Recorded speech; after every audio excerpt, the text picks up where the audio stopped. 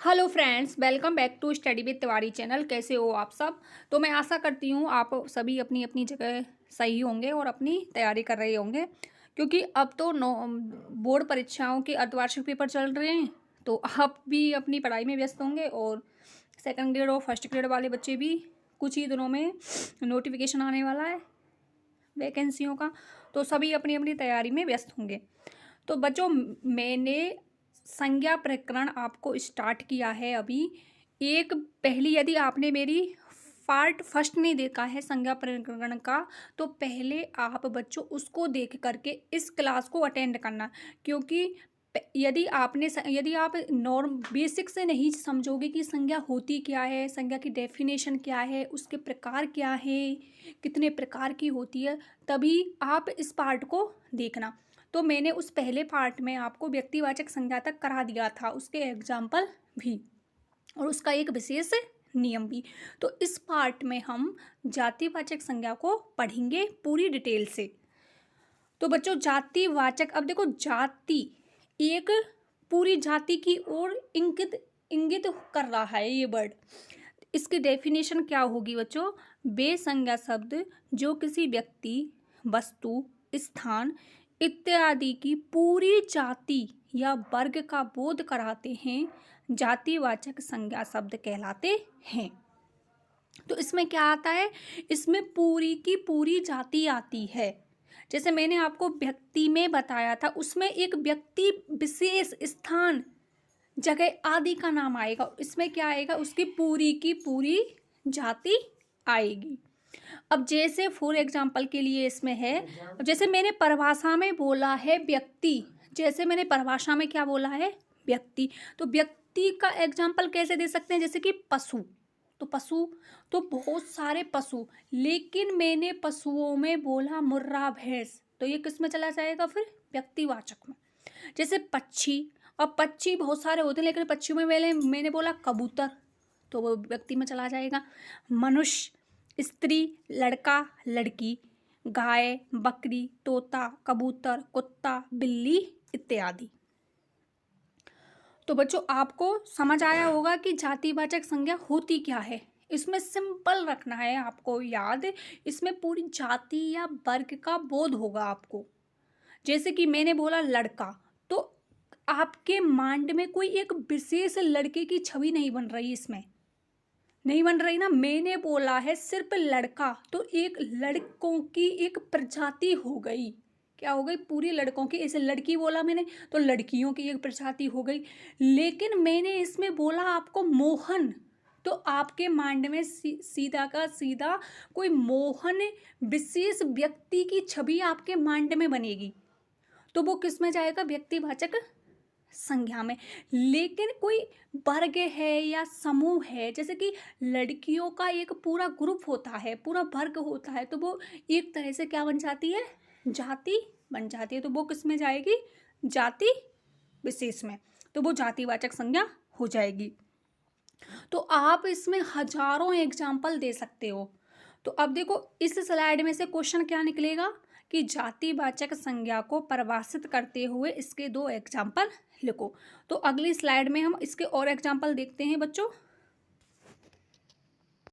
अब इसमें और उदाहरण देखते हैं जातिवाचक संज्ञा के। जैसे इसमें है वस्तु, तो परिभाषा में आया था किसी व्यक्ति, वस्तु। तो वस्तु जैसे कि पेन, कोई वस्तु हो गई पेन। कुर्सी, मोबाइल, पंखा, टीवी, एसी, पुस्तक, मेज, बोतल, कूलर, फ्रिज इत्यादि। लेकिन मैंने टीवी में भी नाम ले दिया, कोई मैंने कंपनी वगैरह का नाम जोड़ दिया, तो वो किस में कन्वर्ट हो जाएगी? व्यक्तिवाचक संज्ञा में। स्थान, जैसे कि देश, शहर, गांव, विद्यालय, ई मित्र, नदी, झील। बच्चों, संसद भी इसमें आएगी जाति में, संसद, पहाड़, तहसील इत्यादि, विधानसभा, लोकसभा भी। तो आपका इसका एक, जैसे मैंने आपको व्यक्तिवाचक संज्ञा में एक विशेष नियम लिखवाया था या पढ़ाया था, इसी प्रकार से जातिवाचक संज्ञा के अंतर्गत एक विशेष नियम होता है जिसे आपको ध्यान से पढ़ना है। वो क्या है? जातिवाचक संज्ञा का प्रयोग हमेशा बहुवचन में किया जाता है, अर्थात ऐसे एक वचन में किया जाता है जिसका बहुवचन बन सके। तो ये विशेष नियम है, आगे आपको काम आएगा कि जातिवाचक संज्ञा का प्रयोग हमेशा बहुवचन में किया जाता है। हमेशा किस में किया जाता है? बहुवचन में। क्योंकि आप जानते हो कि क्योंकि जैसे मैंने लड़का लिया तो लड़का कोई एक विशेष नहीं आएगा, इसमें एक पूरा ग्रुप आएगा, बहुवचन रूपी होगा। अर्थात ऐसे एक वचन में किया जाता है जिसका बहुवचन बन सके। जिसका क्या बन सके? बहुवचन बन सके। जैसे मैंने आपको बोला कि पुस्तक, पुस्तक, पुस्तक एक वचन है, लेकिन हम इसका जातिवाचक रूप तो भी बना सकते हैं, पुस्तकों। पुस्तक एक वचन, पुस्तकों। तो ये कि इसका एक विशेष फैक्ट है जो आपको विशेष ध्यान रखना है। तो मैं आशा करती हूँ आपको जातिवाचक संज्ञा की परिभाषा और उसका एग्जाम्पल और उसका एक विशेष नियम आपको अच्छे से क्लियर हो गया होगा।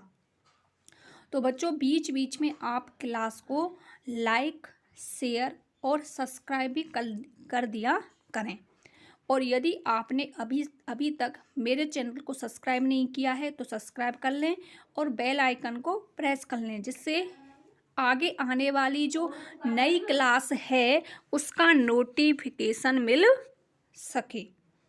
और आप क्लास को ध्यान से सुने और लास्ट तक देखें, जिससे आपका टॉपिक अच्छे से क्लियर हो सके।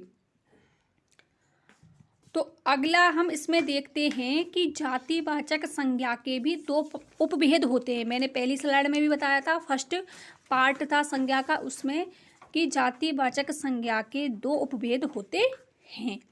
तो वो कौन कौन से उपभेद होते हैं? पहला होता है द्रव्यवाचक जातिवाचक संज्ञा और दूसरा होता है समुदाय या समूहवाची जातिवाचक संज्ञा।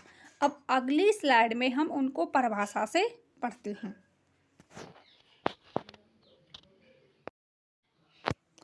तो इसमें हम देखते हैं जातिवाचक संज्ञा के मैंने आपको दो उपभेद बताए थे अभी। तो द्रव्यवाची जातिवाचक संज्ञा किसे कहते हैं? वे संज्ञा जो किसी द्रव्य पदार्थ का बोध कराते हैं द्रव्यवाची जातिवाचक संज्ञा शब्द कहलाते हैं। तो बच्चों इसमें एक तो खाद्य, खाने वाली चीज और आभूषण जितने भी होते हैं उसके जो एग्जाम्पल हैं वो इसके अंतर्गत आएंगे। जैसे कि सोना, चांदी, धातु वगैरह सब आभूषण जो स्त्रियां पहनती हैं, तांबा, पानी, खाद्य पदार्थ जैसे कि पानी, तेल, घी, शक्कर, डीजल, पेट्रोल, गैस इत्यादि। बस ये सिंपल सी परिभाषा है इसकी। अब आपको ध्यान रखना है, जातिवाचक संज्ञा की परिभाषा हो गई। फिर जातिवाचक संज्ञा के दो उपभेद होते हैं। पहला है द्रव्यवाची जातिवाचक संज्ञा। तो समझ आया आपको कि इसमें सिर्फ और सिर्फ द्रव्य पदार्थ का क्या होगा? बोध। उसे हम द्रव्यवाची जातिवाचक संज्ञा बोलेंगे। तो इसमें जितनी भी वस्तुएं जैसे कि सब्जी हो गई, गेहूं हो गया, प्लास्टिक, गुड़, आटा, लकड़ी, मिट्टी, जो अगणनीय वस्तु होती हैं वो इसके अंतर्गत आएंगी, जिनकी हम गणना नहीं कर सकते वो इसमें। और एक बात ध्यान रखो, खाद्य और आभूषण और धातु इसी में है, आती हैं। अगला पढ़ते हैं हम इसमें समूहवाची जातिवाचक संज्ञा। समुदाय या समूहवाची जातिवाचक संज्ञा वे संज्ञा शब्द जो किसी समुदाय का या समूह का बोध कराते हैं समुदाय समूहवाचक जातिवाचक संज्ञा शब्द कहलाते हैं। तो इसमें समूह आएगा, पूरा का पूरा ग्रुप आएगा इसमें बच्चों। जैसे व्यक्तियों का समूह में क्या आएगा? जैसे कि सभा, कोई सभा एक दो व्यक्ति तो करेंगे नहीं, पूरे के पूरा 15-20 सदस्य होंगे। जैसे कि सेना, सम्मेलन, ग्रोह, जत्था इत्यादि। आगे जैसे कि गोष्ठी भी, टीम, दल, वृंद, गण, जन, टोली, पुरुष इत्यादि ये आते हैं इसमें। और वस्तुओं के समूह, जैसे कि वस्तुओं के समूह में क्या आएगा? गुच्छा, ढेर, कुंज। कुंज आपको पता होगा, लता, लताओं से, लता वृक्ष आदि से ढका हुआ स्थान क्या कहलाता है? कुंज। लताओं या वृक्ष आदि से ढका हुआ स्थान वन वर्ड में पूछा जाता है ये बच्चों, क्या कहलाता है? कुंज। तो विशेष लता वगैरह का क्या होगा? एक तरह से समूह, वस्तुओं का समूह। गुंज और आगार, आगार स्नानागार, स्नान प्लस आगार, वो ये आया आपको समझ। तो इसके अंतर्गत क्या आएगा? वे संज्ञा शब्द जो किसी समुदाय या समूह का बोध कराते हैं समुदाय या समूहवाचक जातिवाचक संज्ञा कहलाते हैं। जैसे कि सभा, एग्जाम्पल पूछे तो सभा, सेना, सम्मेलन इत्यादि लिख देना आप।